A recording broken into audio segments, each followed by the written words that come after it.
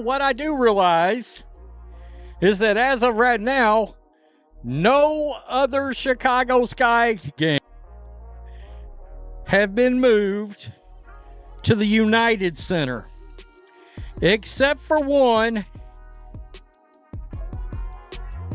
Indiana Fever. Angel Reese is frustrated once again, this time over how her team, the Chicago Sky, has treated her.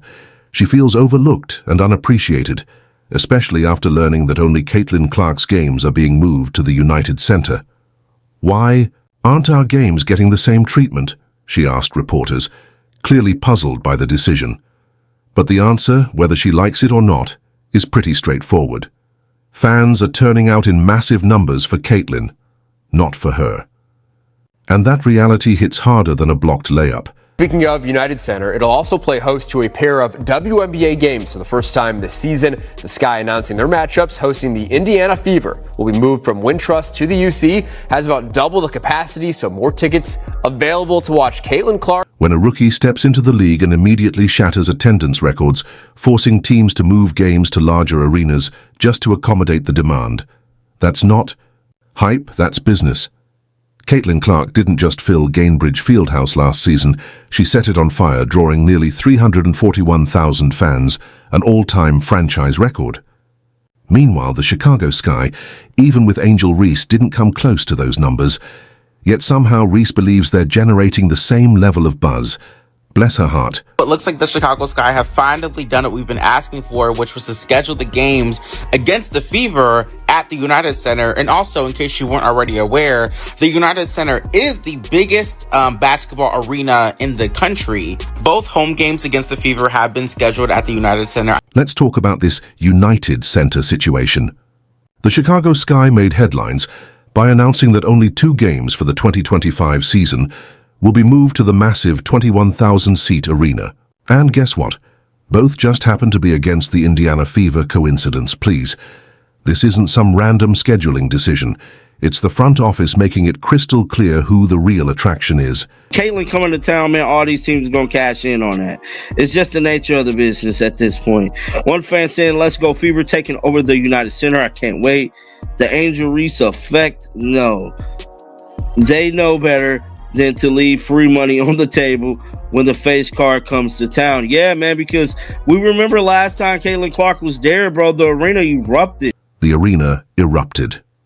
The Chicago Sky played the entire 2024 season at Wintrust Arena, which holds just over 10,000 seats. That includes every single home game Angel Reese played, yet not once did the team feel the need to move to a larger venue, not even when Reese was supposedly lighting the league on fire with her rebounding dominance and TikTok stardom. But now that Caitlin Clark is coming to town, suddenly it's let's double the capacity. It seems the Chicago Sky have had to move 2 of their home games to a larger facility, a larger basketball facility. I'm sure, no doubt, this is the Angel Reese effect. I've got no doubts, no qualms. There's nothing. She even told me herself right here that it's not just one other player, it's because of her too. President Adam Fox tried to spin it, saying the move was about rewarding fans' passion. Sounds nice, but if this were really about Sky fans, you'd think they'd upgrade to a bigger venue for more than just 2 games. The truth? It's not about rewarding anyone. It's about packing the house when Caitlin Clark steps onto the court. One of the hottest tickets in the WNBA, Caitlin Clark coming back to the city that she owns, coming back to Chicago after Chicago gave her such a warm welcome last year. They threw Barbie night for Caitlin Clark's arrival. They gave her pink towels. The fans were lined up on the side. She was signing autographs. How is Chicago going to welcome Caitlin Clark this next year around? How are they going to top Barbie night in a 9,000-seat arena? Well, easy. We move Barbie night to a 21,000-seat arena. Let's not pretend this is anything other than a smart financial move. The United Center isn't just bigger, it's more profitable. The demand is there, but only when Clark is in the building. That's not favoritism, that's capitalism. Caitlin Clark is putting butts in seats. Meanwhile, Angel Reese is still wondering why her average stat line isn't filling. Arenas, the league has spoken, and the numbers don't lie. This is the motion that the Indiana Fever / Caitlin Clark have. Just the Chicago Sky making bold venue decisions. Take a look around the WNBA, and you'll notice a familiar trend. The Washington Mystics, Las Vegas Aces, Atlanta Dream, Dallas Wings, and Connecticut Sun have all made the same calculated move, shifting their matchups against the Indiana Fever to larger arenas. And if you're wondering whether this is just a scheduling coincidence, it's not. This isn't about random dates or team rivalries. It's about one player, one name, Caitlin Clark. Caitlin Clark and Fever games getting moved to bigger venues on the road is normal at this point in time. We see it happen quite often whenever that Fever show comes to town. But in this case, it is interesting considering the opponent and considering the venue. And the response online. Let's just say fans aren't being subtle about what this really means. Social media lit up with questions and plenty of shade, wondering why only Clark's games are getting the VIP treatment. People are starting to notice the obvious. Angel Reese's matchups aren't generating the same level of excitement. Not a single one of her games has warranted a venue upgrade. And now fans are asking, if Angel is really as popular as she claims, why isn't she getting the same star treatment? Goodness. America's team versus the team who has the person who is the scourge of society. Oh, God. Oh, man. Quote, they watch for me, too. Barbie night? Which one is Barbie night? You got to think one of the two is going to be Barbie night, right? Look at this. Laughing my ass off. Caitlin is really giving every single team a fundraising game. I am weak. My GOAT is simply different. The irony in all this is almost too much. All season long, Angel Reese has positioned herself as Caitlin Clark's equal in both popularity and impact. She pushed the narrative that she was just as responsible for the WNBA's surge in attention, even claiming that people were tuning in for her just as much as for Clark. But clearly, someone forgot to tell the ticketing department. Because when it comes time to pack the house, all roads lead to... We'll be moving to the United Center. So that's significant in the sense of it will be the first games ever played by WNBA teams in the United Center. The game's on Saturday, June 7th and Sunday, July 27th. One had a date change, but they will be moving to the largest capacity arena in the NBA. You know, more than double, I believe, what the Sky's typical home arena is able to hold. And of course, I mean, this is a duh for so many reasons. And now it's getting downright awkward. When the Sky announced their plans to host the Fever at the United Center, not once, but twice, you'd think they were promoting a championship game. But no, they're simply following the numbers. And that's where the real problem lies for Reese.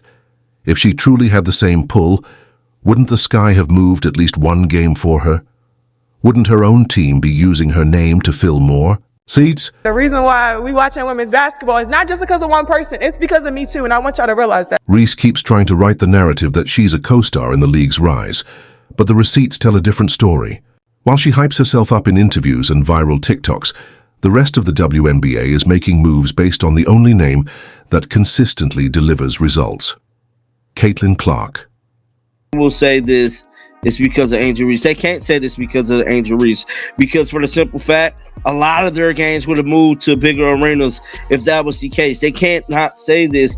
Like, I know people want it, and like I know people be mad about this, bro. Like, y'all shouldn't be mad about this, bro. Like, this is just the reality of the situation. You're not a hater. You're not none of that. If you say Angel's not as big as Caitlin, because she's not, guys. That's the reality of it all, bro. Let's break it down by the numbers, because the scoreboard doesn't lie. If Reese were drawing Caitlin Clark level attention, her games would be selling out in record time. The Sky would be scrambling to move every home game to the United Center. But that's not happening, not even close. The arena stays put, and the crowd sizes stay average. Folks, last year, the Indiana Fever were in Chicago, and a lot of us were asking, why aren't they putting this in the big arena? Are they really that stubborn, that they're ready to just turn away dollars just for a narrative. Seems as if they got their end of their year report, looked at the bottom line and said, you know what? Slam shut. In 2025, we're going to be in the United Center. To the Fever's home crowd stats, and it's game over. In 2024, Indiana didn't just break a record, they obliterated it, shattering the WNBA's previous single-season attendance mark by a staggering 36%. That old record? It had stood strong since 2001, long before Angel Reese was thinking about NIL deals or pro contracts. Caitlin Clark didn't just move the needle, she broke the entire gauge. And the Fever are going to be over 200,000 higher than the next highest total attendance in league history. Clarkonomics, my friend! Here's the reality. Indiana hit the 20,000 attendance. Milestone not once, not twice, but 3 times in a single season, packing arenas like it was a playoff series in July. Meanwhile, in Chicago, the biggest crowd the Sky ever managed didn't even happen during Angel Reese's rookie campaign. Nope, that record dates all the way back to 2016 when Angel was still in high school, probably still learning how to bank a free throw. More than 16,000 fans showed up to watch the Sky lose to the Sparks. Since then, crickets. Guys, I'm telling you, when Caitlin Clark comes to town, put it in the big arena because she is box office and it is going to be big money. Big, not even just the ticket sales, merchandise sales, concession stands, parking. Dude, they are racking in money from every area when Caitlin Clark comes to town. So, of course, the Chicago Sky, oh, fine. I guess I'll milk that well until it's dry. While Angel Reese keeps campaigning for her own relevance, teams across the WNBA are making it clear where the real spotlight is. Clark isn't just filling arenas, she's redefining what WNBA success looks like. Angel can keep posting, talking, and spinning narratives, but the fans have already made their choice, and judging by the ticket sales and venue upgrades, it's pretty clear who they're showing up for. Very thin line between hate and facts. And what I believe to be the case is that there was incremental growth in the WNBA comparatively to the exponential growth we are seeing now. What I'm about to tell y'all I haven't heard before, so I doubt you have either. Before the 2023 season, the WNBA had grown by 40% viewership from 2022 to 2023. But with Caitlin Clark's arrival, it's grown by 400% viewership. What that means... Almost comical when you break down the numbers. Every time Caitlin Clark and Angel Reese shared the court last season, ticket demand skyrocketed. And we're not just talking about a small bump. Tickets were being resold for thousands as fans scrambled to witness the matchup live. It was a full-blown event. But when Reese played games without Clark, crickets, ticket prices barely moved. And the urgency just wasn't there. It's like the hype walked out with Clark. Want to catch a Sky game next season? You'll find seats for cheap. Like last-minute concert tickets for a band no one really listens to anymore. Meanwhile, good. Luck getting a Fever ticket. They've been sold out for... Let me tell you about Caitlin Clark. Yeah. Caitlin Clark has brought so many eyes to women's basketball that it's amazing. A dude named Acho, I forgot his first name, is something Acho. Emmanuel Acho.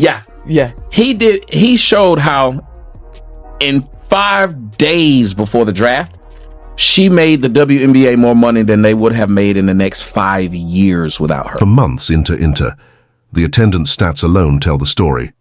Angel Reese's games averaged about 9,000 fans last season. Not bad, until you realize Caitlin Clark and the Fever were drawing nearly 17,000 per game. That's almost double. And it wasn't just at home.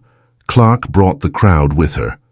The Fever drew 36% more fans on the road than any other WNBA team. Think about that. Wherever Clark went, fans followed. According to the WNBA itself, Caitlin Clark was responsible for generating over a quarter of the league's revenue last year. That's not a small boost. That's a one-woman economic stimulus package. Now, let's be clear. This isn't about bashing Angel's game. She's talented, and she does have fans. But when someone keeps insisting they're just as important to the league's growth, and the numbers say otherwise, the gap becomes impossible to ignore. You can't declare yourself the face of the league and then struggle to fill half as many seats as the person you're comparing yourself to. Reality isn't something you manifest with confidence. It's something you prove. And as of right now, to my knowledge, that what I've seen, no other Angel Reese games have been moved due to potential attendance for said game. I mean, I'm just pointing that out. I'm not sure if you're allowed to. I've been told, Angel Reese told us it was because of her too. They're coming because of me. Are they?